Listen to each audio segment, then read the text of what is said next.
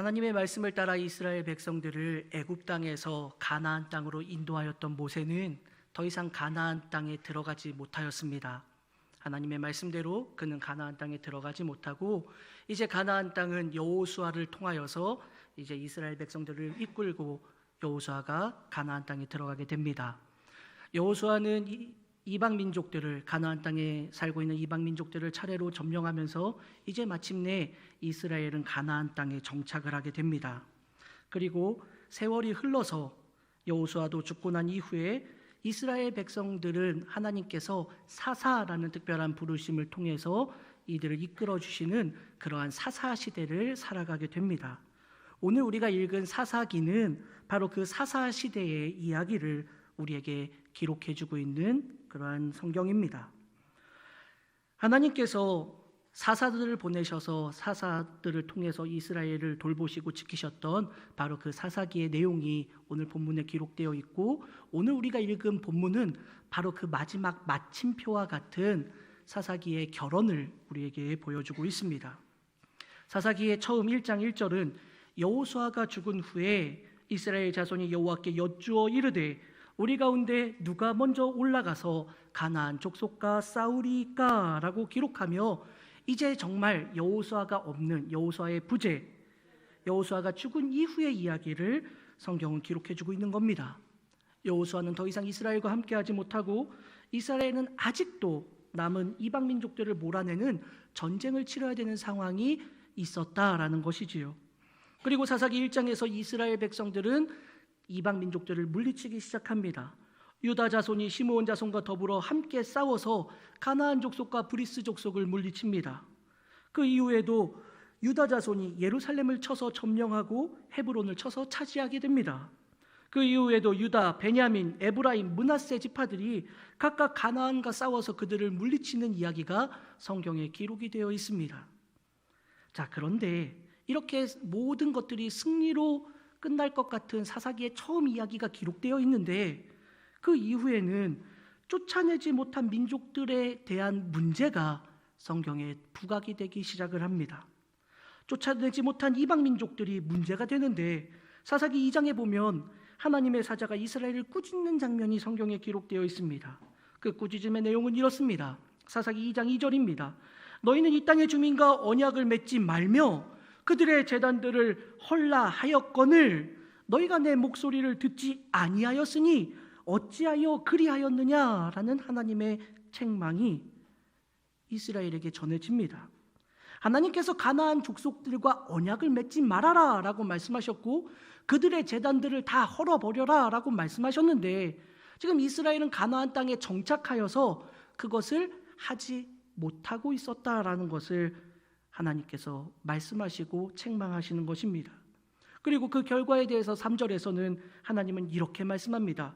그러므로 내가 또 말하기를 내가 그들을 너희 앞에서 쫓아내지 아니하리니 그들이 너희 옆구리에 가시가 될 것이며 그들의 신들이 너희에게 올무가 되리라 라고 주님은 말씀합니다. 뭐라고 말씀하십니까? 하나님께서 이제 더 이상 이방 민족들 안 쫓아줄 거다라고 말씀하시는 겁니다. 너희들을 위해서 이방 민족들을 몰아내지 않을 거다라고 하나님 말씀합니다. 그런데 그것만이 아닙니다. 이방 민족들을 이제는 이스라엘 민족들을 향해서 너희의 옆구리에 가시가 되게 할 거다. 쫓아내지 않는 것만으로 끝나는 것이 아니라 그들이 너희를 힘들게 하는 옆구리에 가시가 되게 하겠다라고 말씀합니다. 더 나아가서 그들의 신들이 너희의 올무가 되게 하겠다라고까지도 말씀하십니다. 하나님의 말씀처럼 이방 민족들은 이스라엘을 괴롭히는 가시가 되었습니다. 이스라엘은 메소보다미아 왕 구산 리사다임을 또 모압 왕 에글론을 섬기게 됩니다. 가나안 왕 하솔에게 억압을 당하기도 합니다. 미디안에게 학대를 당하기도 합니다. 암몬 자손에게 억압을 당하고 블레셋을 섬기게도 되었습니다. 이스라엘은 하나님의 말씀을 온전히 따르지 않았고 그들과 언약을 맺고 제단을 헐어버리라는 하나님의 말씀을 지키지 않았기에 바로 그들로 하여금 하나님은 책망을 하신다라는 것, 그리고 올무가 그 신들이 올무가 되게 하겠다라고 말씀하셨고, 그러한 시대 속에서 이스라엘 백성들은 사사시대를 살아가게 되었던 것입니다. 이방 민족들과의 긴장관계 속에서 이스라엘은 그 사사시대를 살아가게 됩니다.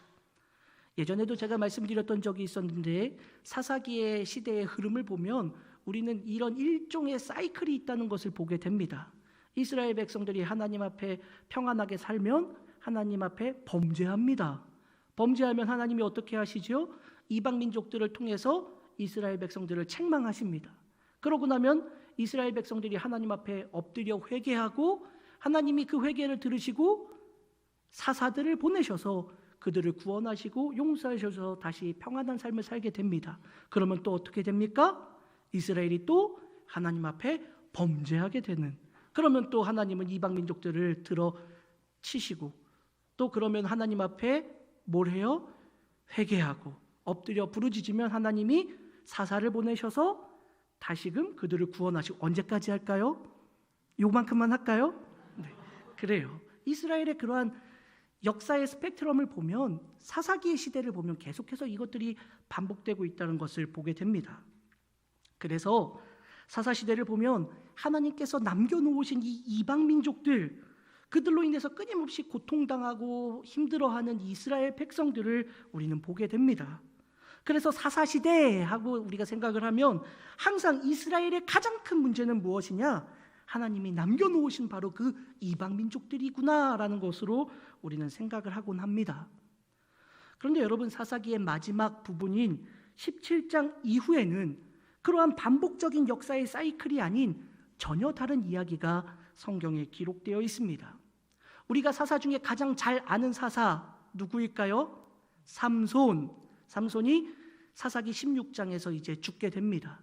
사사기 16장에서 죽고 난 이후에 17장에서부터 오늘 우리가 살펴본 사사기 21장까지 총 5장에 이르는 그 마지막 부분에는 더 이상 하나님이 세우신 사사에 대한 이야기가 기록되고 있지 않습니다. 그리고 또 이스라엘 백성들에게 가장 큰 문제라고 여겨졌던, 사사시대의 가장 큰 문제라고 여겨졌던 이방 민족들 간의 문제도 더 이상 기록이 되고 있지 않습니다. 그리고 이외에 오히려 이 5장에는 다른 2가지의 이야기가 기록되어 있는데, 그런데 여러분, 이 이야기가 실로 참담합니다. 17장에서 18장에는 에브라임 산지에 사는 미가라는 사람, 그리고 그와 연결된 단지파의 이야기가 기록되어 있고, 다른 이야기는 19장 이하에서 한 레위인의 이야기, 그리고 그 레위인의 첩에 대한 이야기, 그로 인해서 벌어진 또 다른 이야기들을 2가지의 이야기를 지금 기록해주고 있습니다. 2 이야기 모두 대단히 충격적인 이야기입니다. 이 이야기는 제가 따로 언급하진 않겠습니다. 여러분들께 숙제로 드릴 테니 집에 가셔서 사사기 17장부터 21장의 이야기를 한번 읽어보시기 바랍니다. 대단히 충격적인 이야기입니다. 그런데 이 이야기만으로도 충격적인 이야기인데, 이 이야기를 통해서 우리는 사사시대의 진짜 문제가 무엇이었는가를 발견하게 됩니다. 오늘 이 아침에 그 이야기를 통해서 우리의 신앙의 자리를 다시 한번 돌아보며 우리의 믿음은 어떠한 모습으로 서 있는가를 우리가 함께 말씀을 통해 은혜를 나누어 보려고 합니다. 사사기 17장 이하에 나오는 2 이야기는 충격적인 이야기인데, 우리가 그 안에서 주목해 볼 만한 성경 구절이 있습니다. 여러분, 미가라는 사람의 행동이 도무지 이해가 가고 있지 않는데, 그 모습 속에서 성경은 그 이유를 이렇게 기록해 주고 있습니다. 사사기 17장 6절 말씀입니다. 그때에는 이스라엘에 왕이 없었으므로 사람마다 자기 소견에 옳은 대로 행하였더라 라고 기록합니다. 2 번째, 한 레위인과 그의 첩의 이야기, 그로 인한 이스라엘의 동족 상잔의 비극의 이야기에서도 역시 우리는 주목해 보아야 할 성경 구절이 있는데, 사사기 21장 25절, 바로 오늘 우리가 함께 읽은 본문입니다. 거기에는 그때에 이스라엘에 왕이 없으므로 사람이 각기 자기의 소견에 옳은 대로 행하였더라 라고 성경은 기록하고 있습니다. 미가의 이야기, 그리고 한 레위인의 이야기, 사실 전혀 다른 이야기인데, 이 2 이야기를 이 사사기의 기자는 뭐라고 기록하고 있느냐? 그때에는 왕이 없었기 때문에 사람들이 각기 자기의 소견에 옳은 대로 행하였다라고 이렇게 결론 내어주고 있다라는 것입니다. 그 소견에라는 표현은 그의 눈 안에, 그래서 그의 눈에 보기에라는 의미로 번역할 수 있습니다. 옳은 대로라고 표현된 이 단어는 평탄한, 똑바른, 의로운, 정직한이라는 등의 의미로 사용됩니다. 그러니 이 표현은 무슨 이야기입니까?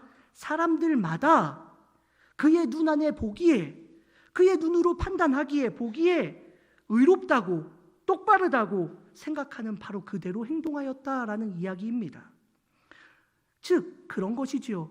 내가 보니, 내가 판단해 보니 이게 옳다라고 생각되는 것, 이게 맞다라고 생각되는 것, 이것이 분명하다라고 생각되는 것은 모든 사람들이 저마다 그렇게 행동했다라는 것입니다.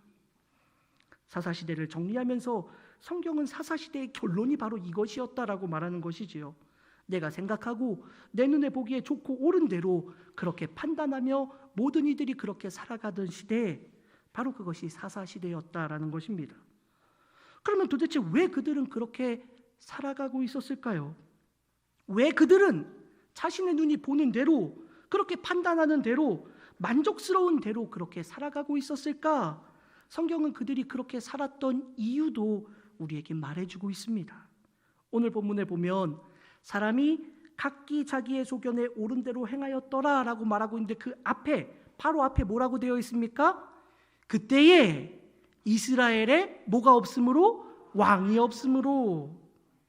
똑같은 말씀을 기록하고 있는 사사기 17장 6절에도 보면 사람마다 자기 소견에 옳은 대로 행하였더라 라고 기록하고 있는데 그 앞에 뭐라고 기록되어 있어요? 그때에는 이스라엘에 왕이 없었으므로 라고 말하고 있습니다. 또한 그 외에도 사사기의 후반부에서 성경을 기록한 기자는 사사기의 이런 엄청난 이야기들의 이유를 그들에게 왕이 없었기 때문이다 라고 기록해 줍니다. 18장 1절 전반부에도 그때에 이스라엘에 왕이 없었고 라고 기록하고 있고 19장 1절 전반부에도 이스라엘에 왕이 없을 때에 라고 기록해 주고 있습니다. 그러니 여러분, 이러한 문제들이 일어난 이유가 무엇입니까? 그들에게 왕이 없었기 때문에 라고 그들은 생각하고 있었다라는 것입니다. 그래서 17장 6절, 21장 25절에서도 그러한 이스라엘의 심각한 문제의 결론은 바로 그때에 왕이 없었기 때문에, 왕이 없었기 때문에 사람들은 각기 자기의 소견에 옳은 대로 행하였다라고 말해주고 있는 겁니다. 왕이 없었기 때문에 이스라엘의 이런 참담한 결과가 일어나게 된 이유가 바로 이것, 왕이 없었기 때문이다라는 것입니다. 그래서인지 여러분 사무엘상 8장에 보면 나이가 많아 늙은 사무엘에게 이스라엘의 모든 장로들이 나와서 우리에게 왕을 세워 우리를 다스리게 해달라라고 말하는 장면을 우리는 성경을 통해 바라볼 수 있습니다. 그때 이스라엘 장로들은 말합니다. 모든 나라와 같이 우리에게 왕을 세워주시오 라고 말하는 것입니다. 우리가 왜 문제를 갖고 살아가는지 아십니까? 왜 우리가 이런 문제들을 경험하고 살아가는지 아십니까? 그 이유는 다른 나라들과 같이 우리는 왕이 없기 때문입니다. 모든 나라들은 다 왕이 있는데 우리에게만 왕이 없기 때문에 우리가 이런 문제들을 안고 살아갑니다. 그러니 우리에게 왕을 세워주시오 라고 사무엘에게 요청을 합니다. 사사시대를 살아가던 그들의 모습, 또 사무엘상에서 사무엘에게 왕을 요구하던 그때의 모습, 저마다 그들은 우리에게 왕이 없기 때문에 이런 문제들 속에 살아갑니다 라고 말하고 있는 겁니다. 그런데 여러분, 과연 그럴까요? 바로 이 말을 들은 하나님께서 사무엘에게 말씀하시는 그 말씀을 들어보면 우리는 그것이 아니라는 것을 알 수 있습니다. 이스라엘의 장로들이 사무엘에게 나와서 우리에게 왕을 세워주시오라고 말할 때에 하나님은 사무엘상 8장 7절에서 이렇게 말씀해 주십니다. 여호와께서 사무엘에게 이르시되 백성이 내게 한 말을 다 들으라. 이는 그들이 너를 버림이 아니요 나를 버려 자기들의 무엇이 왕이 되지 못하게 함이니라 라고 하나님이 말씀합니다. 여러분 무슨 말씀입니까? 이스라엘은 자신들의 문제가 지금 이런 어려움을 겪고 있는 문제들이 왕이 없었기 때문이다라고 말하고 있는데 하나님은 아니다라고 말씀하신다는 겁니다. 사무엘상 8장 7절의 말씀을 보면 결론적으로 이스라엘은 왕이 없지 않았다라고 하나님은 분명히 말씀합니다. 그리고 우리에게 말씀합니다. 하나님께서 이스라엘의 왕이셨다라는 것입니다. 하나님이 그들의 왕이셨다라고 분명히 기록해주고 있습니다. 하나님은 이미 이스라엘의 왕이셨는데 이스라엘은 자기들에게만 왕이 없기 때문에 지금까지 그들의 마음대로 살았고 지금까지 이런 어려움을 겪었습니다라고 말하고 있는 것입니다. 이 말은 결국 이스라엘 백성들의 거짓된 변명인 것입니다. 그들은 왕이 없지 않았습니다. 아니, 세상의 어떤 왕보다 더 위대하신 왕 하나님께서 그들의 왕이 되어주셨습니다. 이스라엘의 왕 하나님이라는 것을 분명히 하나님은 가르쳐주고 있습니다. 그런데 그럼에도 불구하고 그들은 우리에게는 왕이 없습니다라고 말하며 자신의 소견대로 자신의 눈에 보기에 옳은 대로 그렇게 살아오면서도 하나님 앞에 다른 핑계를 대고 있다라는 것을 성경은 우리에게 알려주고 있는 것입니다. 사랑하는 성도 여러분, 이스라엘의 진짜 문제는 바로 여기에 있었습니다. 하나님께서 주인 되시는 삶을 살지 못하는 인생, 하나님이 나의 왕으로서 살아가시는 것을 거부한 인생, 하나님이 내가 너의 왕이다라고 말씀하시는데도 하나님이 나의 왕이 아닙니다라고 말하며 내 눈에 보기에 내 뜻에 맞도록 살아가던 바로 그들의 모습이 이스라엘의 진짜 문제였다라는 것을 성경은 우리에게 가르쳐주고 있는 것입니다. 이스라엘의 진짜 문제는 외부의 문제가 아니었습니다. 이방 민족들이 그들의 진짜 문제가 아니었습니다. 사사시대에 이스라엘은 그들의 주변에 남겨진 이방 민족들이 그들의 진짜 문제라고 생각했습니다.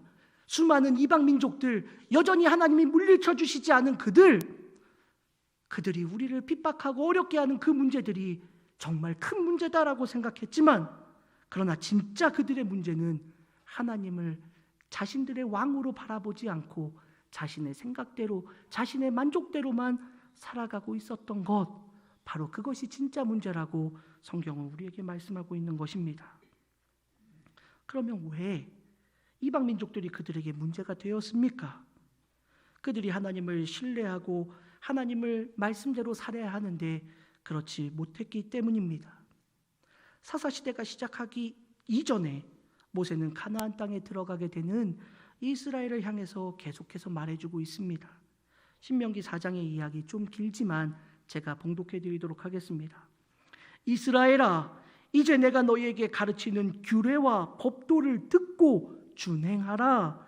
그리하면 너희가 살 것이요 너희 조상의 하나님 여호와께서 너희에게 주시는 땅에 들어가서 그것을 얻게 되리라. 내가 너희에게 명령하는 말을 너희는 가감하지 말고 내가 너희에게 내리는 너희 하나님 여호와의 명령을 지키라. 여호와께서 바알브올의 일로 말미암아 행하시는 바를 너희가 눈으로 보았거니와 바알브올을 따라 모든 사람을 너희 하나님 여호와께서 너희 가운데에서 멸망시키셨으되 오직 너희 하나님 여호와께 붙어 떠나지 않은 너희는 오늘까지 다 생존하였느니라.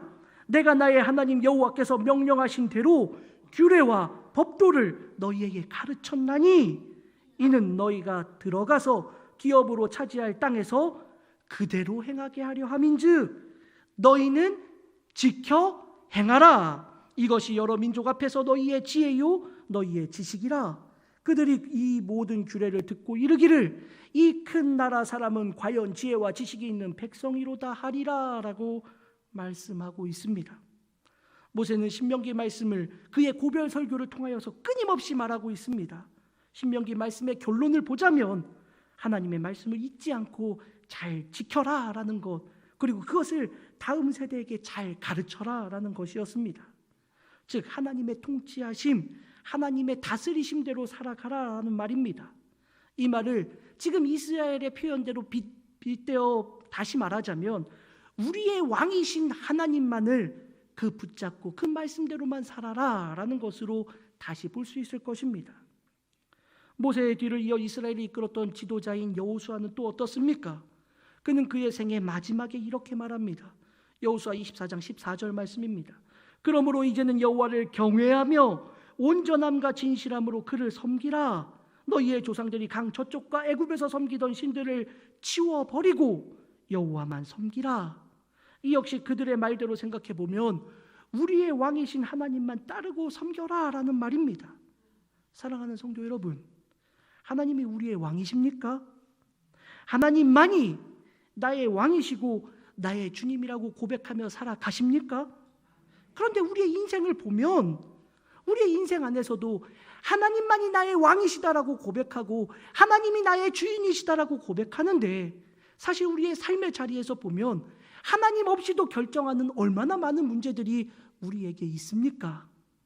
하나님께 묻고 또 묻고 또 묻고 결정하는 것이 아니라 내 눈에 보기에 옳은 대로, 내 판단에 맞는 대로, 내가 보기에 만족스러운 대로 그렇게 살아가는 모습이 얼마나 많이 있습니까? 오늘 우리에게 주시는 이 말씀은 사사시대의 이스라엘 백성들에게만 주시는 말씀이 아니라 오늘을 살아가고 있는 우리에게도 똑같이 들어야 될 주님의 말씀임이 분명합니다. 사랑하는 여러분, 하나님께서 우리의 왕이시라는 것을 믿음으로 고백하는 주님의 자녀들이 되시기를 간절히 소원합니다. 하나님이 우리의 왕이시라면 하나님께 묻고 나아가는 믿음의 자녀들이 되시기를 바랍니다. 하나님이 우리에게 말씀하시는 말씀을 붙잡고 오늘도 살아가는 복된 주의 자녀들이 되시기를 바랍니다. 내 눈에 보기에 옳은 대로가 아니라, 내 눈에 만족스러운 대로가 아니라 하나님의 말씀이라면 그것을 따라 살아가는 우리 새로운 교회가 될 수 있기를 간절히 소원합니다. 여러분,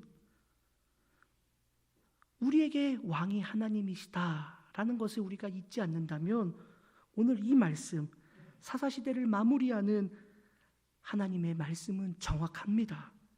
그들에게 왕이 없었다라는 이 말씀은 정확한 것입니다. 왜냐?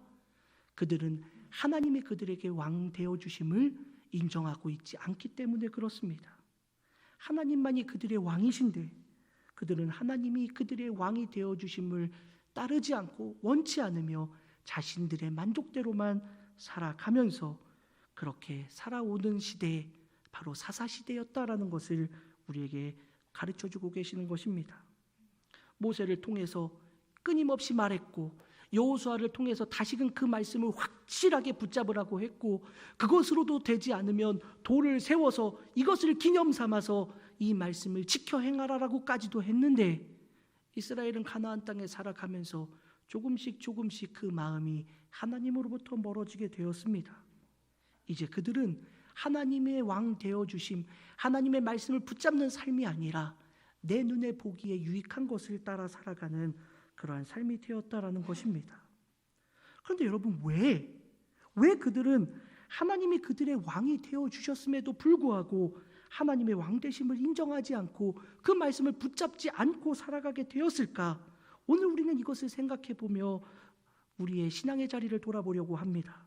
도대체 왜 그렇게 되었을까? 오늘 우리는 이것을 신앙의 전승의 부분에서 생각해 보려고 합니다. 모세는 이제 더 이상 함께하지 못하는 이스라엘 백성들을 향하여 앞에서 언급한 바와 같이 하나님을 온전히 섬기며 살아라 라고 힘주어서 말했습니다. 그런데 모세는 신명기 4장 2절에서 정말 우리가 중요하게 들어야 될 말씀을 기록해 줍니다.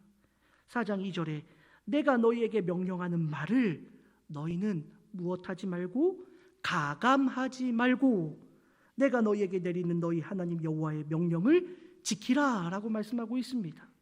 신명기 12장 32절에도 보면 모세는 내가 너희에게 명령하는 이 모든 말을 너희는 지켜 행하고 그 다음에 그것에 가감하지 말지니라 라고 기록합니다. 매우 중요한 이야기입니다. 이 말은 하나님의 말씀을 있는 그대로 지켜라 라는 말입니다. 하나님의 말씀이라면 거기에 덧붙이지도 말고 빼지도 말고 하나님이 말씀하신 그대로를 지켜라. 이것이 모세가 강조하는 것이었습니다. 그런데 여러분, 미가는 그렇게 살지 못했습니다. 미가는 자신의 집에 신당을 두었다라고 성경은 기록하고 있는데 여기서 우리는 정말 중요한 것을 생각해 보아야 합니다. 다시 신명기 12장 5절의 말씀에 보면 모세는 이렇게 말합니다. 오직 너희의 하나님 여호와께서 자기의 이름을 두시려고 너희 모든 지파 중에서 택하신 곳인 그 계실 곳으로 찾아 나아가서라고 모세는 말합니다. 무슨 이야기입니까? 이 말은 하나님께서 정해놓으신 곳이 있다는 겁니다. 이스라엘 백성들 중에서도 특별히 하나님께서 정해놓으신 곳이 있고 바로 그곳에 너희들은 찾아 나아가서 하나님께 예배를 드려라 라고 말하고 있습니다. 그런데 지금 이게 왜 문제가 되고 있느냐? 미가의 이야기의 마지막 사사기 18장 31절에 보면 성경은 이렇게 기록합니다. 하나님의 집이 실로에 있을 동안에 미가가 만든 바 새긴 신상이 단 자손에게 있었더라 라고 기록합니다. 미가가 만든 바 신상, 그것이 단 자손에게 있었다라는 것, 무슨 이야기입니까? 바로 미가의 이 일이 있었을 때 하나님의 집은 어디에 있었다? 실로에 있었다라는 것입니다.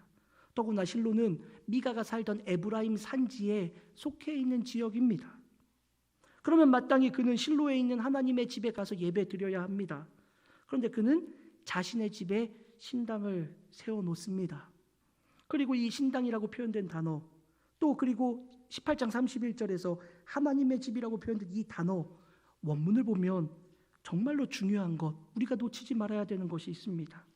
신당이라고 번역된 이 단어는 베트 엘로힘이라는 히브리어 단어입니다. 그런데 하나님의 집이라고 번역된 단어를 보면 이 하나님의 집을 뭐라고 표현하고 있느냐?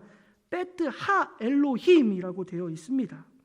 하나님의 집, 베트 하 엘로힘에서 정관사 하를 빼버리고 미가는 자신이 세운 신당을 베트 엘로힘, 하나님의 집이라고 지금 부르고 있는 겁니다.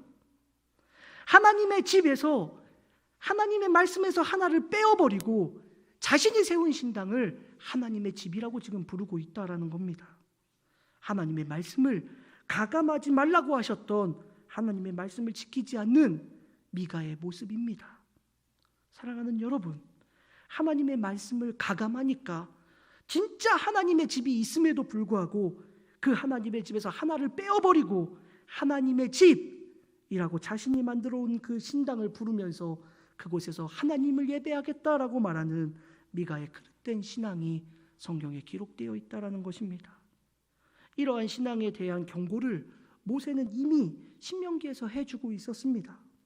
신명기 12장 8절, 우리가 오늘 여기에서는, 오늘 여기는 어디입니까? 아직 가나안 땅에 들어가지 못한, 아직은 가나안 땅에 들어가지 못한 이방 땅입니다.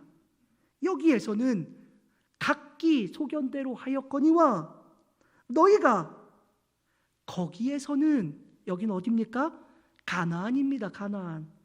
그 가나안 땅에 들어가서는 너희가 그렇게 해서는 안 된다라고 모세는 분명히 말했습니다.